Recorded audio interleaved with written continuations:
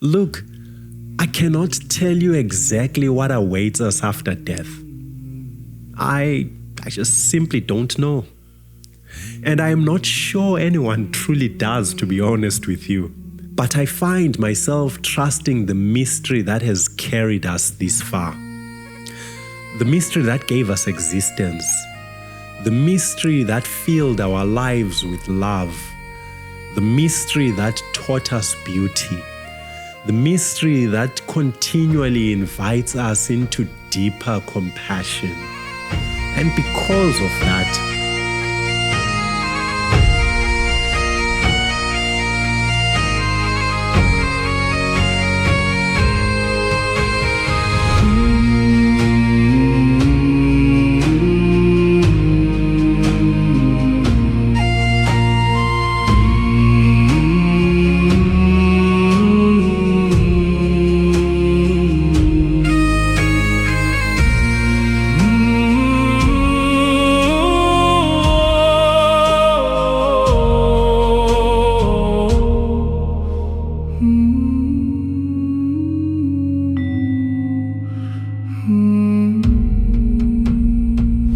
if it's your first time around this neck of the woods, welcome. I am really glad you're here. This is a space where we explore the deep roots of the ideas that quietly shape our lives. It's the ideas that shape how we understand ourselves, how we relate to one another, and how we make meaning of our lives. Especially in those moments when the shadow of mortality stretches across our path and invites questions we can no longer ignore. Today we're exploring one of the oldest questions human beings have ever asked. What happens when we die? This question has followed humanity across continents, cultures, and generations. Every civilization has stood before death and wondered what, if anything, lies beyond. The most honest place to begin is with a simple admission. We do not know with certainty. But not knowing does not mean there is nothing to discover. Some mysteries are not diminished by our inability to explain them. They become deeper, richer, and more meaningful precisely because they refuse to fit neatly within our answers. Some questions are not meant to be solved as much as they are meant to be lived with. They invite us on a journey.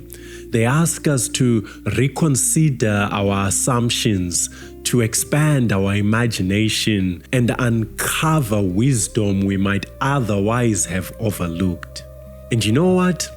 Few questions do that more profoundly than death. So today I want to explore some of the ways humanity has understood death and what may lie beyond it, before sharing where I find myself standing in the midst of it all. My hope is that somewhere along the way you will find language for your own journey, for that space between certainty and doubt, between knowing and wondering, and ultimately between fear and trust. One of the most enduring beliefs across human history is that death is not the end. Across cultures and civilizations, human beings have imagined that something continues beyond physical death. The ancient Egyptians, as an example, spoke of a journey into another realm where one's life was measured against principles of truth and justice. Another example is the ancient Greeks, who imagined the soul entering the underworld. And also you could consider many indigenous traditions who understand death not as an end of relationship, but as a transition into a continuing connection with ancestors and the larger community of spirit. See, between all those three, the details differ, the stories differ, the languages differ, But the intuition remains the same. Human existence extends beyond what we can see. The Abrahamic traditions, Judaism, Christianity, and Islam, also affirm that death is not the final chapter, though they interpret what comes afterwards in different ways. Some emphasize the soul's immediate journey after death. Others focus on resurrection and the restoration of creation. Islam speaks of resurrection, accountability, and life beyond this world. Across these traditions, one idea continues to appear. The way we live matters. Compassion, justice, mercy, faithfulness, love. These are not simply moral ideals, they are connected to humanity's ultimate destiny. Eastern traditions approach the question slightly different. Hindu traditions often understand existence as part of a larger circle of birth, death, and rebirth, while Buddhist traditions focus on liberation from suffering and awakening from ignorance. Again, the explanations differ, but across the vast diversity of human spirituality, one conviction continues to return. Death may mark a transition, but it does not necessarily mark the end of the story. Over the years, I have encountered stories from people who came remarkably close to death, people who were told they should not have survived, people who, by all appearances, stood at the threshold between life and death and somehow returned. Many describe experiences they struggle to put into everyday words. Some speak of overwhelming peace. Others describe encounters with light, love, presence, or a reality they felt more profound than everyday existence. And what stands out to me is not simply what they experienced, but what those experiences produced within them. They became less afraid, more compassionate in other cases, more grateful, more attentive to what truly matters. Now, look, I'm not interested in dismissing these experiences or using them as simple proof for a particular theological conclusion. What interests me is the mystery itself. Because these stories remind us that the human experience of death may be far more complex than our explanations can fully capture. And that is precisely where I find myself today, not with certainty, but surrounded by mystery. Now, at the end of the day, when it's all said and done, here's where I find myself standing. I've learned to be cautious about claims of certainty. Theology can be beautiful and insightful, but theology is also often shaped by culture, history, politics, and the assumptions of the people who formulate it. So, when I approach questions like death, I try to hold my beliefs with humility. I lay aside the need for certainty. I lay aside the need to have every answer. And instead, I look carefully at the mystery of life itself. And as I look closely, here is what I see. Life surrounds us with goodness. It greets us with beauty. It nourishes us with love, friendship, kindness, wonder, and belonging. It invites us into relationships. It asks us to care for one another.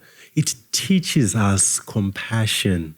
It encourages us to extend that care beyond ourselves to, our communities, to strangers, and to the natural world around us. And within that same mystery that gives us life in all its beauty, there is also death. Death is not the opposite of life. Death is one of life's deepest mysteries, a mysterious part of the whole. And so I find myself asking, if the mystery of life has given us so much reason to trust, if it has continually surprised us with beauty, meaning, and love, why should we assume that death is somehow outside of that same mystery? Why should we assume that the mystery becomes hostile at the very point where we can no longer see beyond it? Look, I cannot tell you exactly what awaits us after death. I just simply don't know. And I am not sure anyone truly does, to be honest with you. But I find myself trusting the mystery that has carried us this far. The mystery that gave us existence. The mystery that filled our lives with love. The mystery that taught us beauty. The mystery that continually invites us into deeper compassion. And because of that, I find myself walking towards the unknown without fear. Not because I have certainty, but because I have trust. So perhaps that is the invitation here. To recognize what nearly every spiritual tradition, despite all their differences, has intuitively pointed toward. Death is not the end. Death is a doorway, a kind of transition, a movement into another way of being that remains largely hidden from us. Whether we call it resurrection, rebirth, eternal life, reunion with the ancestors, liberation, or simply the mystery itself, humanity has long sensed that there is more. So, live fully, love deeply, care generously. And when the time comes to step into the great unknown, trust that the mystery which gave us life and carried us this far will continue to carry us beyond the horizon of death as well. Quick reminder, this reflection first appeared on Patreon before making its way here. In fact, Patreon is where every reflection begins. At the home of meaning, we believe that life-giving reflections should remain accessible to everyone. And that is why our conversations and reflections will always be available to all. If this conversation resonates with you, I personally would love to invite you to join our free Patreon community and become part of the vision behind the Home of Meaning. I'll leave the link in the description below. At the end of the day, thank you for being here, because learning to trust the mystery and participate in the goodness of life truly matters.